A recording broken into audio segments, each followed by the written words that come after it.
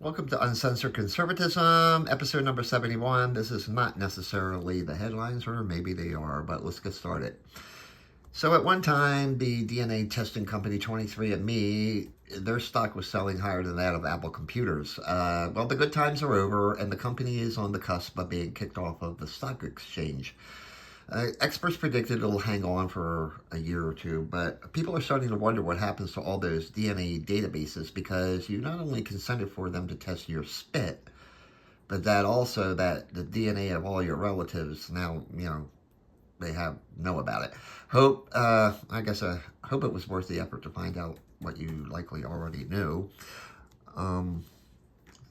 Been revealed that if Canada is to meet its NATO goal of 2% of GDP on defense spending, they will have to increase that defense spending by double their current rates. Now, Canada says they'll be at 1.8%, that's still not 2%, 1.8% by 2030, but some astute researchers have noticed that they reached that figure by depressing their projected GDP. That crafty little Justin Trudeau, he thought he could get away with it. Cuba was barely in the news, and yes, that is a recent picture, and look at those modern-day cars there. Anyway, the United Nations, once again, urged the United States to drop its embargo against this country so that they can update their motor vehicles or something. Two countries voted against the resolution, the United States and Israel. So basically, it's non-binding, so we basically told the UN to go fuck themselves. Anyway. Visitors and immigrants in Germany, it seems they're being frustrated by the fact that their healthcare system and the providers, doctors, don't speak 28 different languages. They're complaining that German doctors in Germany are ignorant because they don't speak any other language than German. I guess they have to learn some Farsi or Bengali or whatever else they speak in Muslim countries. So some Hispanic woman out there on Long Island invited some guy into her home to live in the basement. The woman who did so has a 5-year-old daughter. And you can tell where this is headed because Mr. the immigrant is Wilson Castillo Diaz, an illegal immigrant from Honduras. He was released from ICE and let loose in the United States, found a home in the basement of the aforementioned Hispanic woman, and promptly raped the 5-year-old child. And only the best come here. The Texas Attorney General is going after a Catholic charity in El Paso that houses illegal immigrants. That charity is run by Ruben Garcia, and he and his cohorts are being accused of assisting illegal immigrants avoid immigration officials and laws, and even helping some of them across the border when given the chance. Folks, some factions of the Catholic Church are really very far to the left. It's kind of scary. This is let me get this name right. Nilzuli Arned Petit of Dallas. I don't know if he was here legally or not, but he and 2 youths were kidnapped from their home. He was later found with a bullet in his head outside Dallas on a roadside. The 2 youths were located along a road, and their descriptions led to the arrest of these 3 definitely illegal immigrants. And guess what? 2 of them had been previously arrested in Aurora, Colorado, and released because they were members of Train de Aragua. The 3rd was captured in New Mexico. So this begs a question. So you're known to be here illegally, and you're a member of Train de Aragua in Aurora, Colorado. And you're arrested. Why the hell were you released? Now, Mr. Pettit, he's no saint either, because he ran a national ATM theft team.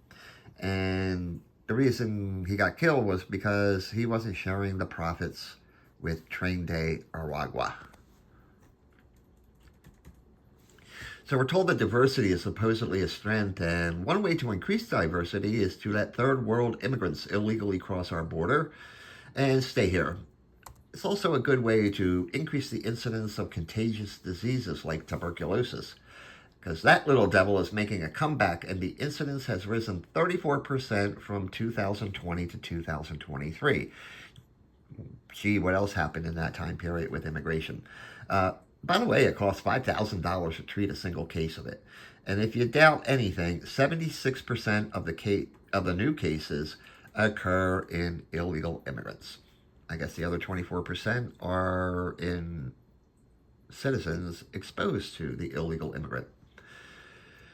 The president of Germany paid a visit to Greece and personally apologized for the razing of a village by Nazis some 80 years ago. Not enough, some Greeks believe. They are due some reparations. I mean, can you imagine Germany demanding reparations from Russia for the brutality of the Red Army in World War II? I don't think that's happening.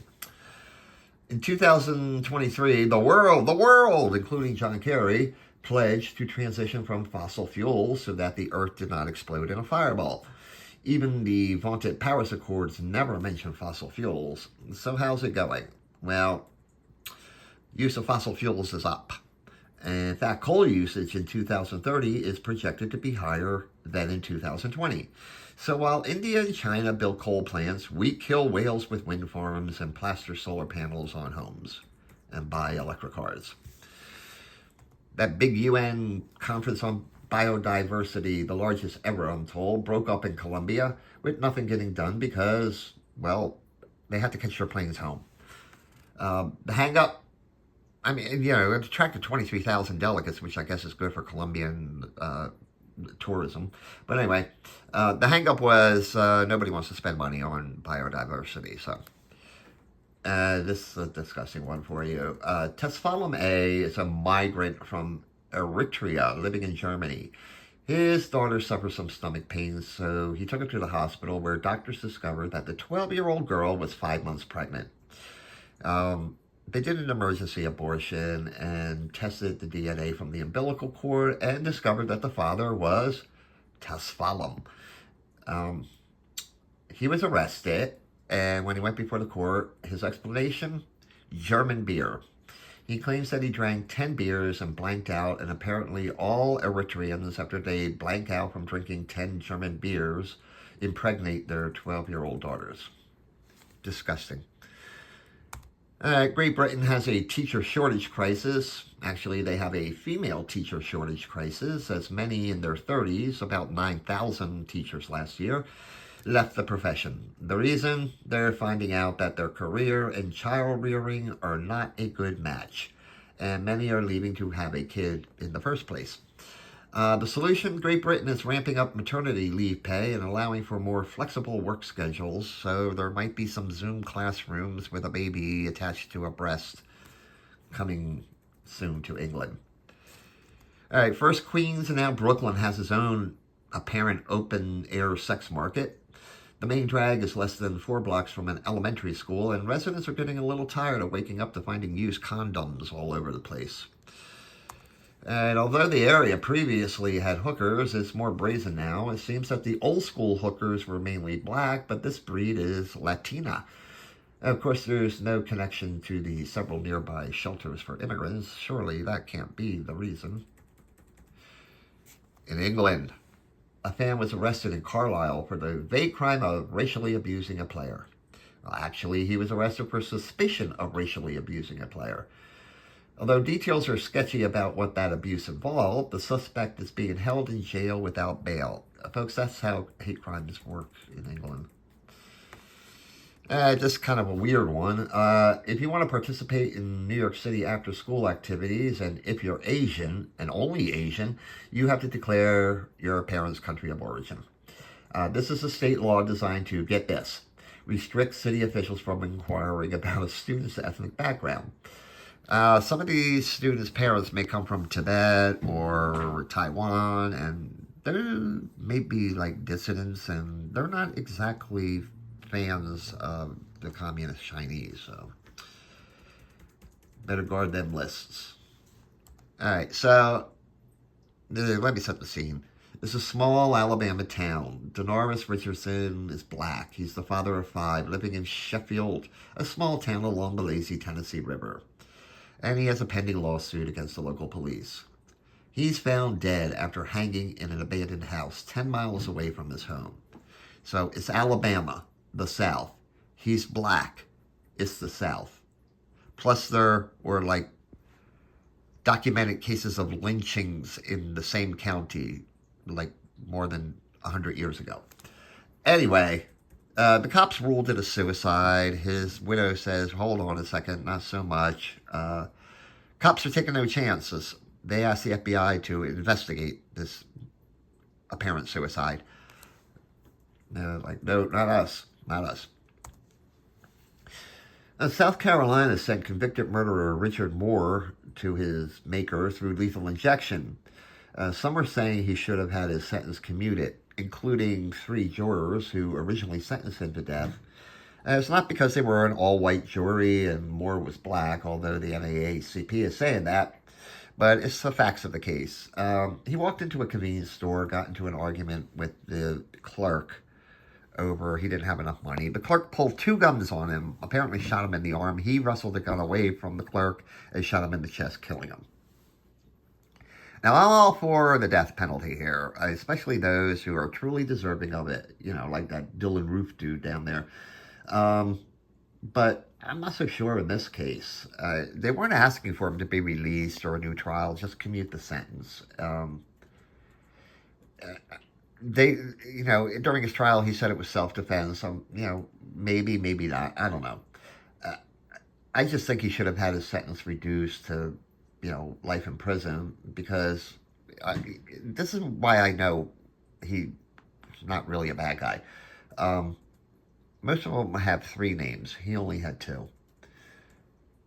Anyway, so if you're a black convicted felon for kidnapping and recently released from jail in April, what do? Well, first of all, you don't. If you're Frank Tyson of Canton, Ohio, you don't report to your parole officer. Then you get drunk on alcohol and cocaine, get in a car, and crash it into a telephone pole. When the cops arrive and handcuff you, you cry, I can't breathe, and they're trying to kill me. I mean, yeah, it worked for George Floyd, right? And as an added bonus, the cops were white. So, guess what happened? The 2 cops were charged with reckless homicide. It wasn't the fact that he was found with copious amounts of alcohol and cocaine in his system, and that he had a heart condition to start with. The cops' handcuffs apparently caused him not to breathe. Anyway, this is Sergio Gonzalez, a Texas middle school teacher of 20 years. Sergio let his hormones get the best of him with a 14-year-old student. It seems that surveillance cameras in the school caught Mr. Gonzalez grabbing the student by the butt in the hallway, and both of them taking, pillows and blankets into a classroom when the school was closed during summer break. He resigned. He should be in jail.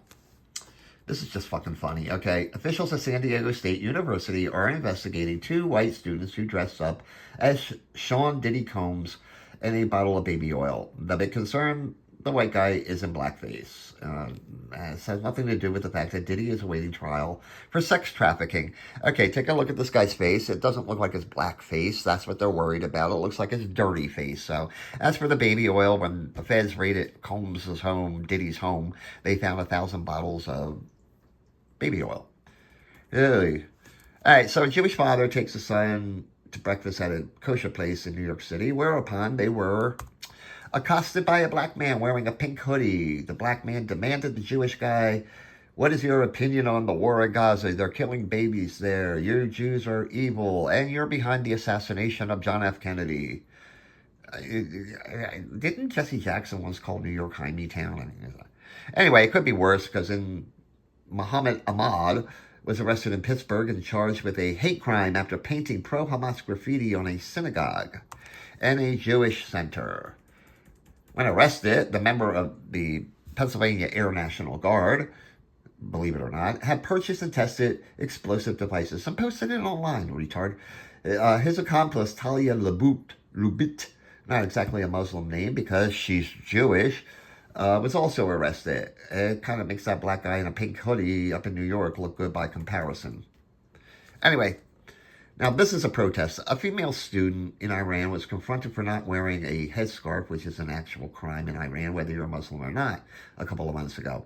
In protest this week, she stripped down to her underwear and in her underwear, here you go. There she is, in her underwear, talking to other students.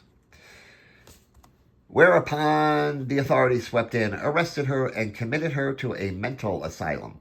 In 2022, Masa Amini was arrested over the same thing and died in custody. That set off protests that killed over 500 people, with over 1,000 more being arrested. They don't fool around over there. And finally, a British researcher with nothing better to do with time on his hands recently published a paper on the origins of kissing. It would appear that this time-worn show of affection to one another actually has a really gross origin. We used to lick one another, and the kiss we all know today is actually a leftover behavior related to grooming because we used to eat parasites off of one another. So the next time you kiss your loved one, make sure to get those lice and other parasites. I hear they're high in protein.